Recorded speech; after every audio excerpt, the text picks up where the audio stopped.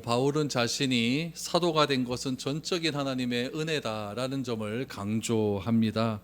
사도로서 자격 없는 자신을 하나님께서 불러주셔서 이방인의 그릇으로 삼아 주신 것에 대한 감사와 찬양이 사도의 삶 가운데 또 바울의 삶 가운데 끊이지 않았습니다.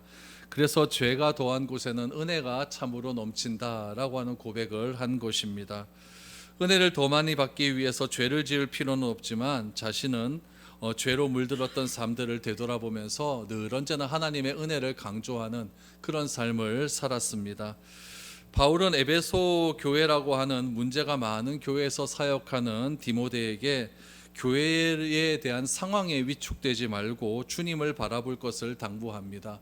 목회의 경험이 적고 너무나 어린 나이에 에베소 교회라고 하는 큰 교회의 담임을 맡게 된 그 디모데로서는 참으로 담당하기 어려운 그런 일들이 교회 안에서 너무나 많이 일어나게 되었습니다. 그래서 바울은 디모데에게 교회에서 일어나는 여러 가지 상황 때문에 절대 위축될 것 없다. 위축되지 말고 한 가지 붙들어야 될 것이 있는데 그것은 바로 그리스도의 사랑, 십자가의 사랑, 하나님께서 왜 나를 불러주셨는가 그 사명감을 가지고 담대하게 나아갈 것을 권면합니다. 오늘 바울은 디모데에게 세 가지를 권면을 합니다. 이 세 가지의 권면을 통해서 바울은 우리들에게도 권면을 하고 있고 우리 교회에게도 권면을 합니다. 상황을 바라보지 말고 하나님이 주신 그런 여러 가지 권면의 내용들을 바라보면서 우리가 어떻게 신앙생활을 해야 될 것인지를 오늘 이 본문 말씀을 통해서 한번 살펴보았으면 좋겠습니다. 첫 번째로 바울이 디모데를 향한 권면은 감사입니다. 늘 언제나 감사하는 삶. 그럼 바울은 어떤 감사를 강조했을까요? 우리 12절 13절을 보시죠. 나를 능하게 하신 그리스도 예수 우리 주께 내가 감사함은 나를 충성되이 여겨 내게 직분을 맡기심이니 내가 전에는 비방자요 박해자요 폭행자였으나 도리어 긍휼을 입은 것은 내가 믿지 아니할 때에 알지 못하고 행하였음이라 라고 말합니다. 바울이 지금 감사하는 내용이 있습니다. 그 감사는 무엇이냐면은 자신에게 직분을 맡겨주신 것에 대한 감사라는 이야기죠. 그래서 바울을 충성된 사람으로 하나님께서 나를 여겨주셨다. 그래서 나에게 직분을 맡겨주셨다. 이 직분에 대한 감사가 바울의 삶 가운데 늘 언제나 넘쳤습니다. 그래서 바울은 이 감사함이 왜 넘쳤냐면은 바울은 자신이 하나님의 일을 감당하기에는 부적절한 자라는 사실을 너무나 잘 알고 있었기 때문에 그렇다는 것이죠. 하나님이 자격 있는 자를 사용하셔서 자신을 이방인의 그릇으로 삼아 주신 것이 아니라 오늘 13절 말씀에 보니까 바울은 자신을 무엇이라고 고백을 했냐면은 비방자요 박행자요 폭행자였던 그런 자신을 사용하여 주시어서 자신을 하나님의 귀한 그릇으로 만들어 주셨다라고 말을 하고 있습니다. 여러분, 이것은 하나님의 우리를 사용하시는 그런 기준과 세상이 사용하는 기준과는 정반대에 있다는 것을 알게 됩니다. 세상은 자격과 능력을 중요하게 여기죠. 그러나 하나님은 자격을 중요하게 여기지 않습니다. 인간의 능력 또한 요구하지 않습니다. 바울은 자신의 충성과 능력이 있기 때문이 아니라 하나님께서 자신을 채워주셔서 충성된 자가 되었고 하나님께서 자신을 사용하여 주셔서 사도가 되었다는 사실을 강조하고 있죠. 내가 이러한 어떤 자격 요건과 어떤 스펙이 있기 때문에 내가 이 정도 올라왔다라는 것이 아니라 자신은 원래는 비방자요 박행자요 폭행자였지만은 하나님께서 나를 충성되이 여겨주셨기 때문에 내가 충성된 자가 되었고 나를 충성된 자로 사용해 주셨기 때문에 내가 지금 귀한 사도의 직분을 감당하고 있다라고 이야기하고 있는 것이죠. 그래서 디모데에게 권면을 하고 있는 겁니다. 그럼 디모데의 상황과 바울의 상황은 좀 차이가 있어요. 디모데는 아주 유복한 가정에서 자라나지 않았습니까? 또 신앙의 문화가 있는 가정에서 자랐어요. 그래서 모태 신앙의 가정에서 자랐기 때문에 디모데는 신앙에 대해서 또 신앙을 가진다고 해서 그렇게 큰 어려움이 없이 그렇게 자라왔습니다. 이에 반해 바울은 예수를 그리스도라고 믿는 사람을 핍박하는 그런 사람 아니었습니까? 그래서 자신을 박해자이며 비방자이며 폭행자라고 그렇게 고백을 하는 것이죠. 그러나 하나님의 긍휼을 베푸신 이유는 하나님을 안다고 하지만 하나님을 바로 알지 못했기 때문에 하나님께서 나를 불쌍히 여겨주셨고 그 불쌍히 여겨주심에 따라서 자신은 사도가 되었다라는 것을 강조하고 있는 겁니다. 그래서 우리도 늘 언제나 기억해야 될 것은 내가 먼저 예수님을 그리스도라고 고백하지는 않았습니다. 절대 그렇게 하지 않았는데 나에게 믿음이 없었을 당시에도 주님은 나를 불쌍히 여겨주셔서 내가 예수를 그리스도라고 고백할 수 있도록 은혜를 베풀어 주신 것에 대한 감사가 우리 가운데 늘 언제나 있어야 됩니다. 내가 주님을 믿었기 때문에 주님이 나를 불쌍히 여겨주신 것이 아닙니다. 내가 믿기 전부터 주님은 나를 불쌍히 여겨주셨다, 긍휼히 여겨주셨다라는 사실을 기억해야 되는 것이죠. 바울이 믿지 않았을 때는 폭행자로, 박해자로, 비방자로 살았기 때문에 긍휼을 베풀어 주신 것이 아니라 하나님께서는 용서와 긍휼의 성품이 있기 때문에 모든 사람을 향하여 긍휼히 베풀어 주시는 성품이 있다는 이야기죠. 그래서 내가 뭐 잘못했기 때문에, 내가 뭐 못된 짓을 많이 했기 때문에 그래서 나를 불쌍히 여겨주신 것이 아니라 하나님은 원래 우리를 불쌍히 여겨주시는 그런 분이다. 그 은혜가 나에게 넘쳤기 때문에 내가 예수를 그리스도로 믿는 귀한 그리스도인이 되었다라는 것을 이야기하는 것이죠. 그래서 바울은 용서하신 하나님의 용서하심과 긍휼하심이 무한하다는 것을 강조하고 있는 것이죠. 이렇게 긍휼하신, 무한하신 하나님의 긍휼에 의해서 바울은 직분을 맡게 되었습니다. 여러분, 고린도전서 12장 11절 말씀을 보세요. 이 모든 일은 같은 한 성령을 행하사 그의 뜻대로 각 사람에게 나누어 주신 것이라 라고 말합니다. 직분은요, 성령께서 행하사 필요에 따라서 우리에게 나누어 주신 겁니다. 그러니까 내가 어떤 직분을 받는다라고 하는 것은 자격 없는 나에게 직분을 주신 이유는 무엇이냐? 바로 필요하기 때문에 나에게 직분을 허락하여 주신다라는 것을 이야기하는 것이죠. 그래서 이 직분이라는 것은 내가 하고 싶다고 해서 얻어지는 것도 아니고 하기 싫다고 거부한다고 해서 여러분 끝까지 직분을 배척해서는 안 된다라는 이야기죠. 한 성령께서 우리에게 은사를 주시고 그 은사를 통해서 우리가 직분을 얻게 된다. 바울은 그래서 직분을 얻었다는 이야기죠. 그래서 바울은 디모데에게 에베소 교회의 환경을 살펴보면 너무나 힘든 일이 많을 것 아니겠습니까? 그런 어려운 일이 있을 때 여러분 때로는 이런 마음도 들어요. 왜 내가 이 에베소 교회에 와서 이 고생을 하고 있는가라는 생각이 들 때도 있지만은 하나님께서 필요하기 때문에 디모데 너를 에베소 교회에 보내신 것이고 그 필요한 곳에 네가 적절하게 감사함으로 있게 되면은 반드시 디모데를 통하여서 이 에베소 교회가 변화될 것이라는 것을 강조하고 있다라는 것을 이야기하는 겁니다. 그래서 바울은 디모데에게 실족하지 말아라. 무조건 하나님에 대한 감사함이 넘쳤으면 좋겠다라고 이야기를 하고 있습니다.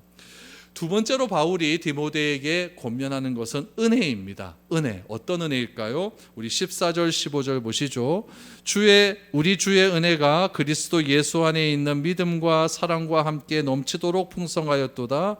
mit보다 모든 사람이 받을 만할 이만이요 그리스도 예수께서 죄인을 구원하시려고 세상에 임하셨다 하였도다. 죄인 중에 내가 괴수로다라고 말합니다. 여러분, 하나님의 은혜는 어떻게 임하느냐? 믿음과 사랑 때문에 넘친다라고 바울은 분명히 고백을 해요. 우리 주의 은혜가 그리스도 예수 안에 있는 믿음과 사랑과 함께 넘치도록 풍성하였다라고 말합니다. 하나님의 신실하신 믿음과 신실하신 사랑이 있기 때문에 은혜는 우리에게 풍성하게 넘치게 된다라고 이야기를 합니다. 그래서 바울은 자신이 구원받은 것은 전적인 하나님의 은혜였음을 확신하고 있는 것이죠. 바울은 구원을 베푸신 하나님이 신실하기 때문에 변함이 없기 때문에 바울에게 베풀어 주신 구원은 매일매일 삶 가운데 경험되어져 가고 있다라는 것을 바울은 강조하고 있는 것입니다. 그래서 내가 구원받은 자로서 삶이 변화되고 변화된 삶이 세상 가운데 드러나는 것도 전적인 하나님의 사랑 때문이지 내가 뭐 잘나서 그렇게 내 삶을 통해 하나님이 드러나는 것은 아니다라는 것을 이야기하고 있는 것이죠. 지금 이 사실을 디모데에게 권면하는 겁니다. 디모데가 고향에서 모태신앙으로 자랐지만 어떤 확신은 없었어요. 확신은 없었는데 바울이란 사람이 갑자기 루스드라에 와서 어떤 복음을 이야기하는데 그동안 자기가 들었던 내용하고는 조금 다른 복음을 이야기한다는 이야기죠. 그동안 디모데는 생각을 했어요. 자기가 율법을 열심히 지키고 율법을 통해서 선한 일을 자꾸 쌓게 되면 구원을 얻게 된다라고 그렇게 생각을 했는데, 바울이 와서 전한 복음은 무엇이냐면은 예수 그리스도를 믿음을 통하여서 구원을 얻는다. 이 구원에 대한 도가 얼마나 확실하였든지 바울이 두들겨 맞아서 돌에 맞아서 죽을 뻔한 고비를 넘겼음에도 불구하고 바울은 자신이 가지고 있는 그 확신을 저버리지가 않았거든요. 그 저버리지 않았음에도 불구하고 또 루스드라에서 안전뱅이도 막 일으키지 않았습니까? 이런 일들을 바라보면서 디모데의 마음 가운데 큰 충격으로 다가오게 되는 것이죠. 어떻게 돌에 맞아 죽을 뻔하면서도 자신이 믿는 그 돌을 절대 버리지 않는 것인가? 바울이 믿고 있는 저 믿음의 그 내용은 도대체 무엇인가? 그것을 디모데가 받아들이게 되었다라는 이야기죠. 그래서 디모데는 비록 바울이 전한 복음을 받아들였기 때문에 디모데가 바울을 쫓아다니면서 바울과 함께 전도자의 삶을 살게 되었지만, 바울은 분명히 말합니다. 내가 복음을 전했기 때문에 디모데 네가 복음을 받아들인 것이 아니라 이것 또한 전적인 하나님의 은혜다. 그러니까 하나님이 나를 사용하셔서 내가 전한 것뿐이지 내가 잘해서 디모데에게 복음을 전했기 때문에 디모데가 받아들인 건 아니다. 전적인 하나님의 은혜로 말미암아 디모데가 복음을 받아들이게 된 것이다 라고 이야기를 하죠. 그래서 바울은 자기 자신을 뭐라고 이야기합니까? 15절 말씀에 보면 나는 죄인 중에 으뜸이다. 나는 죄인 중에 으뜸이다. 죄인 중에 으뜸과는 죄인이었지만 하나님의 은혜 덕분에 내가 지금 오늘에 이르게 된 것이다 라고 이야기를 하고 있는 것이죠. 그래서 바울은 디모데에게 에베소의 상황이 그렇게 어렵다 할지라도 전적인 하나님의 은혜로 말미암아 세운 이 교회는 절대로 무너지지 않는다. 그러니까 하나님의 은혜를 기억하면서 하나님의 때를 기억하면서 그렇게 잘 버티고 나아갔으면 좋겠다라고 권면을 하고 있는 겁니다. 세 번째는 긍휼입니다. 바울에게 임한 긍휼. 어떤 긍휼이 임했을까요? 우리 16절 17절 말씀 보시죠. 그러나 내가 긍휼을 입은 까닭은 예수 그리스도께서 내게 먼저 일체 오래 참으심을 보이사 후에 주를 믿어 영생 얻는 자들에게 본이 되게 하려 하심이라. 영원하신 왕 곧 썩지 아니하시고 보이지 아니하시고 홀로 하나이신 하나님께 존귀와 영광이 영원 무궁하도록 있을지어다 라고 말합니다. 바울이 긍휼을 입은 까닭이 있습니다. 바울이 왜 하나님으로부터 불쌍히 여김을 받았는가? 이유는 딱 하나라고 이야기해요. 16절 말씀해 보니까 내게 먼저 일체의 오래 참음을 보이셨기 때문이다 라고 이야기를 합니다. 여러분, 긍휼히 여길 수 있는 까닭은 사랑하기 때문이에요. 사랑하면 오래 참을 수 있다는 이야기죠. 사랑하면 참을 수 있고, 사랑하면 기다릴 수 있고, 사랑하면 인내할 수 있다라는 이야기죠. 오래 참았기 때문에 여러분 구원이 우리에게 임하게 되었다라는 사실이죠. 그러므로 여러분, 이 교회라고 하는 모임은요, 오래 참을 수 있는 그런 모임이 되어야 합니다. 말로만 사람을 사랑한다라고 하는 것이 아니라 오래 참아주고 기다려주고 인내해주는 그런 마음이 있을 때 교회가 진정한 교회로서의 삶을 살아갈 수 있게 된다는 이야기죠. 그러므로 우리가 이렇게 하나님께서 우리를 향하여 감사함이 넘치고 은혜를 베풀어 주시고 긍휼을 베풀어 주신 분이 다 하나님이기 때문에 바울은 이야기해요. 17절 말씀해 보면은 하나님의 영광이 영원 무궁토록 있을지어다. 어디에요? 주의 몸된 교회에, 우리의 삶 가운데 영원 무궁토록 있을 수 있는 이유가 무엇이냐? 하나님에 대한 감사, 하나님에 대한 은혜, 하나님에 대한 긍휼이 넘치기 때문이고, 그 모든 것들이 하나님께서 우리에게 베풀어 주신 것이다. 내가 잘나서 한 것은 하나도 없고 하나님께서 오래 참으심으로 우리에게 베풀어 주셨기 때문에 우리는 하나님을 찬양할 수밖에 없다라고 이야기를 한 것이죠. 그래서 바울은 자신에게 임한 감사와 은혜와 긍휼을 디모데에게 그대로 이야기합니다.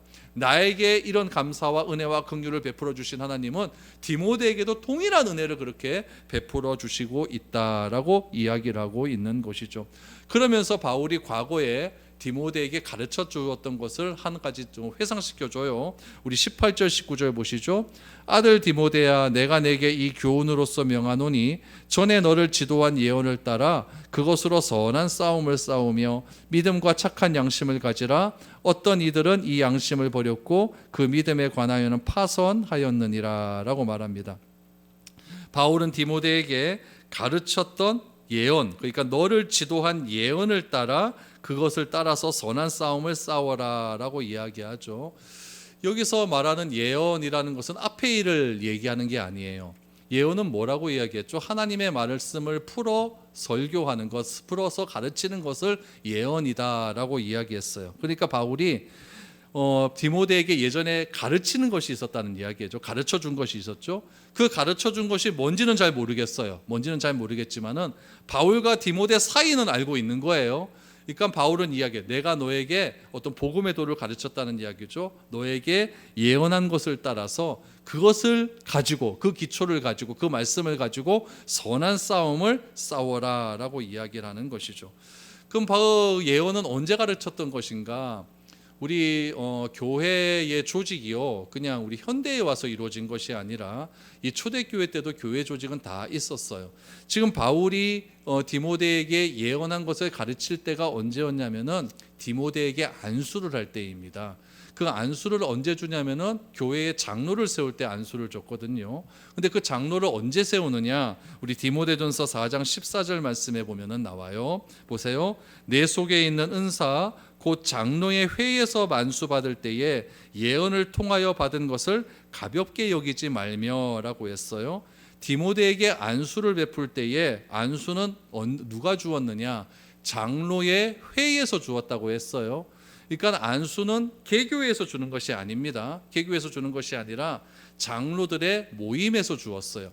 개교에서 주는 교회가 어디 있냐면 침례교입니다.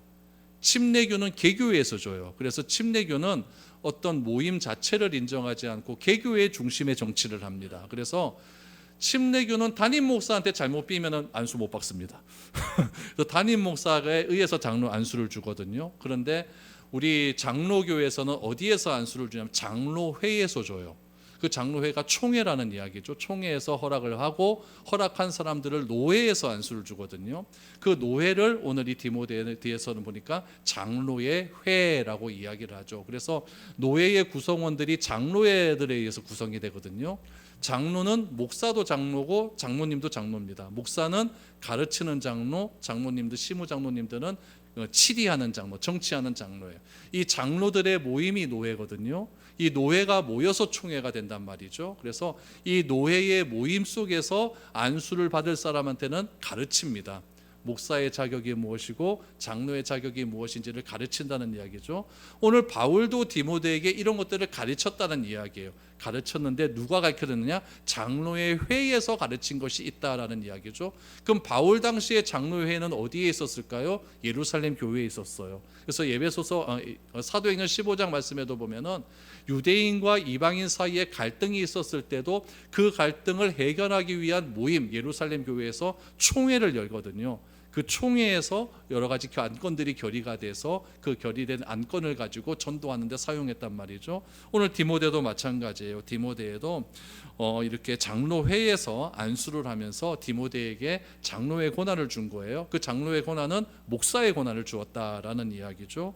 이 장로회가 오늘날 노회로서 장로교 정치의 기초를 이루고 있는 그런 모임이다라는 이야기죠. 그래서 바울은 이때 디모데에게 여러 가지 가르치는 장로로서 행해야 될 일들이 무엇인지를 하나씩 가르쳤다라는 이야기죠. 이때 가르치고 배운 것을 알지는 못하지만 바울과 디모데 사이에는 그 가르침의 내용들을 알고 있었다라는 거죠. 그 가르침의 내용을 가지고 교회를 잘 목회했으면 좋겠다라고 이야기를 하고 있는 겁니다. 그러면서 디모데를 향하여서 어떻게 부릅니까? 아들 디모데야라고 아들 디모데야. 바울이 전도하고 양육해서 가르치는 장로인 목사로 안수를 베풀었으니까 여러분 아들과 같은 존재 아니겠습니까? 바울은 디모데에게 선한 싸움을 가르침에 있어서 여러분 이게 중요해요. 믿음과 선한 양심을 강조합니다. 우리가 잘못된 교리와 잘못된 것들과는 싸워야 되잖아요. 그 싸움을 어떻게 이야기했냐면은 선한 싸움이라고 이야기를 했어요. 그 선함을 싸울 때 무엇이 필요하냐? 믿음과 착한 양심이 필요하다라고 이야기해요. 여러분 이 믿음이라는 것을 잘 기억하셔야 해요. 믿음은요 나로부터 출발하는 게 아니에요. 여러분 나로부터 출발하는 것은 신념입니다. 신념이죠. 믿음은 누구로부터 출발합니까? 하나님이 우리에게 주신 거예요. 그래서 믿음의 대상은 하나님이기 때문에, 우리가 믿는 믿음의 대상 하나님 아닙니까? 그 하나님이 어떤 일을 시작하시고 그 하나님이 어떤 분이신지를 알아감이 우리의 믿음의 출발점이다라는 이야기죠. 그렇지만 그랬기 때문에 하나님으로부터 출발하지 않는 믿음은 다 가짜입니다. 이렇게 보셔야 돼요. 그래서 항상 믿음은 누구로부터? 하나님으로부터 출발한다라는 이야기죠. 그래서 여러분, 나로부터 출발한 믿음은 어떻게 보냐면, 다 내가 교회에서 나는 이러한 행위들을 했으니까 나는 믿음이 좋아, 이렇게 말하는 분들이 있는데, 그거는 믿음이 아니에요. 그건 내 신념이고, 믿음은 뭐다? 하나님으로부터 출발하는 것이 믿음이다라는 이야기죠. 그래서 하나님으로부터 시작된 믿음은 어디에 포장이 되어야 되냐면은 양심에 포장이 되어야 됩니다. 그러니까 우리도 여러분 선물을 줄 때 선물이 있고 그 선물을 포장하는 포장이 있지 않습니까? 그러니까 믿음은 착한 양심에 포장이 되는데, 그 착한 양심을 다른 사람이 봄을 통하여서 저 사람은 믿음을 가졌다라는 것을 알 수 있게 된다라는 거죠. 여러분 보세요. 우리의 믿음이 착한 양심이 아니라 거짓된 것에 포장되어 있다면은 여러분, 우리의 믿음이 진짜 믿음이겠습니까? 잘못된 믿음이 될 수 있다는 거예요. 그래서 여러분, 바울은 이야기 19절에 보니까 믿음과 착한 양심을 가져라. 어떤 이들은 뭐를 버렸다 그래요? 양심을 버렸고 그 믿음에 관하여는 파선하였다라고 이야기를 해요. 믿음이 있는데 이 믿음이 착한 양심에 쌓여 있어야 되는데 잘못된 양심에 쌓여 있게 되니까 무엇까지도 안 좋아지는 겁니까? 믿음이 잘못되어지는 거예요. 그 잘못된 믿음을 바울은 뭐라고 얘기하냐? 파선하였다. 파선이 무슨 말이에요? 배가 침몰했다는 얘기죠. 배가 침몰하면 살아요, 죽어요? 죽는 거거든요. 바울은 자신은 여기 고린도후서에도 보니까 나는 배를 타고 가면서 3번이나 파선을 당했다라고 이야기해요. 그러니까 바울은 파선당할 때의 그 두려움을 알고 있어요. 파선당할 때 얼마나 무서운지 알고 있는 거예요. 여러분, 물에 빠져봤어요? 저는 물에 빠져 죽을 뻔했거든요. 수련회 갔다가 물에 공포가 있습니다. 물에 공포가 있어요. 얼마나 힘든지 몰라요. 그런데 여러분, 청청 바다에서 여러분 바울은 3번이나 파선당해 죽을 뻔한 그런 고비를 넘겼다는 이야기죠. 그러니까 자기가 죽을 뻔한 고비를 넘겼을 때 그 아픔, 그 어려움, 그 고통이, 그 공포가 뭐에 비교되고 있느냐? 잘못된 양심에 쌓여서 믿음이 날아가는 것과 비교하고 있는 거예요. 그러니까 잘못된 믿음은요, 내가 죽는 것과 똑같다는 이야기죠. 그렇게 잘못된 믿음을 가진 사람이 에베소 교회에 있다 없다? 있다는 이야기예요. 그 사람을요, 여러분, 이름을 밝힙니다. 이야, 대단해요. 대단해요. 이름을 밝혀요. 그 이름이 누구냐? 20절에 보니까 그 가운데 파선한 사람이에요. 후메네오와 알렉산더가 있으니 내가 사탄에게 내어준 것은 그들로 훈계를 받아 신성을 모독하지 못하게 하려 함이라 라고 말합니다. 여러분, 후메네오라고 하는 사람은 누구냐면요, 디모데후서 2장 17절 18절 말씀에 보면 이거를 부정해요. 디모데후서 2장 17절 18절 말씀에 그들의 말은 악성 종양이 퍼져나감과 같은데 그 중에 후메네오와 빌레도가 있느니라. 진리에 관하여는 그들이 그릇되었도다. 부활이 이미 지나갔다 하므로 어떤 사람들의 믿음을 무너뜨리느니라 라고 얘기했어요. 이 잘못된 믿음이 뭐라고 이야기해요? 악성 종양과 같대요. 이번에 2주 전에 제 동기가 하나 죽었습니다. 목사님인데 목동에서 개척을 했어요. 개척해서 교회가 잘 성장을 했어요. 성장이 개척하고 딱 8년 만에 죽었습니다. 2년 전에 여기가 좀 안 좋대요. 안 좋아갖고 병원에 갔더니 암이 발견됐어요. 근데 그 암이 폐에서 암이 발견됐는데 그 암이 얼마나 빨리 가는지 3년 만에 머리를 다 잡아먹었어요. 수술을 한 7, 8번을 했습니다. 안 되는 거예요. 그러면서 눈이 가기 시작해요. 앞이 안 보이는 거죠.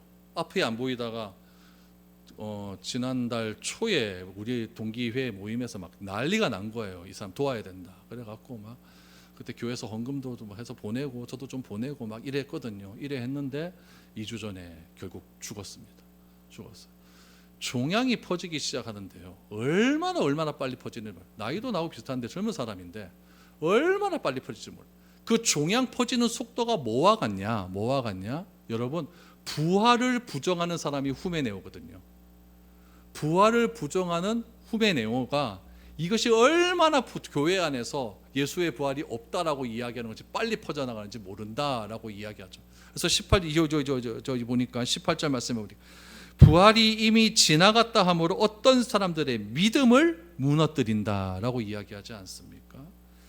그러니까 여러분, 이거 부활을 부정한다는 건 다 영지주의 영향이거든요. 육은 악하고 영은 선하다. 그러니까 이 영지주의자들은 영적인 부활만 인정을 하는 거예요. 근데 예수님의 부활은 영적인 부활만 있습니까? 육적인 부활도 있죠. 그러니까 다 만져보고 다 본에 보이지 않습니까? 이걸 다 부정을 해버리는 거예요. 이런 사람들을 뭐라고 이야기하느냐? 믿음에 파선한 사람들이다라고 이야기를 해요. 여러분, 후메네오는 그런 사람이고, 알렉산더는 어떤 사람이냐? 디모데후서 4장 14절에 딱 한 번 나와, 직업만 나와요. 구리 세공업자, 구리 만드는 사람으로 나옵니다. 그런데 그 사람이 어떤 사람인지는 구체적으로 성경에 나와 있지 않습니다. 후메네오와 알렉산더가 어떤 사람이다? 믿음을 가졌는데 그 믿음이 뭐에 쌓였어요? 악한 양심에 쌓이다 보니까 결국 그 믿음이 파손되는 지경에 이르게 되었다라고 말합니다. 이런 사람이 교회에 있으면 어떻게 되냐? 출교를 해야 됩니다. 여러분, 세상의 재판은 그 사람을 여러분 재판을 해서 그 사람의 죄를 판결하는 데 있지만, 교회의 재판은 이 사람을 출교함을 통해서 다시 교회로 회복하는 데 있습니다. 뭐 하면 다시 교회로 회복할 수 있어요? 회개하면 돼요. 내가 다시는 안 그러겠다. 하나님과 교회와 우리 성도들 앞에서 내 지난날의 잘못은 내가 회개했다 그러면은 다시 교회로 받아들이게 되는 거, 성도들 그 교회를, 그 사람을 다 받아들이는 것이 교회의 재판의 이유라는 이야기죠. 초대교회 때 여러분, 이러한 이단들의 영향으로 많은 교회가 어려움에 직면하게 되었어요. 교회는요, 살아있는 생물과 같아서 기존 교회가 매너리즘에 빠지거나 교회가 본질을 잃어버리게 되면은 본래의 모습을 기억하는 사람들이 개혁운동을 막 일으킵니다. 개혁운동을 일으켜서 교회가 이것을 수용하지 못하면 막 교회가 막 갈라지게 됩니다. 여러분, 교회가 갈라지는 것이 어떤 사람은 부정적으로 보는 경우도 있지만, 교회사의 역사로 보면 교회가 갈라짐을 통해서 교회는 더욱더 순수해졌어요. 교회의 본질과 잘못된 것들을 출교를 하고 아예 이단으로 정죄하고 잘된 것들을 다시 더 개발하고 발전하는 과정으로 그렇게 나아감을 통하여서 교회가 더욱더 하나님이 주신 본질과 순결함을 지킬 수 있는 그런 과정이 되었다라는 이야기죠. 교회는 하나님께서 구원을 이루기 위한 모임으로 우리에게 허락해 주셨습니다. 교회가 여러분 잘못된 복음, 왜곡되고 변질된 말씀에 휘말리지 않도록 늘 언제나 기도할 수 있기를 바랍니다. 교회가 잘못되지 않기 위해서는 여러분 꼭 기억하십시오. 우리의 믿음은 뭐에 쌓여 있어야 된다고요? 착한 양심에 쌓여 있어야 된다. 그 양심에 잘 쌓여가지고 우리의 착한 양심으로 일어난 행동을 통하여서 많은 사람들에게 하나님을 드러낼 수 있는 그런 일들이 일어나야 되는 것이지, 잘못된 양심에 쌓여갖고 여러분 악성 종양이 퍼져나가는 것처럼 잘못된 교회를 왜곡시켜 버린다면은 그것은 여러분 씻을 수 없는 상처가 된다라는 사실을 꼭 기억할 수 있기를 바랍니다. 여러분, 교회의 하나됨을 지키고 교회가 하나님의 구원을 이루기 위한 귀한 공동체라는 것을 꼭 기억하셔서 교회가 아름다워질 수 있도록 최선의 노력을 다할 수 있는 저와 여러분들의 삶이 될 수 있기를 축복드립니다.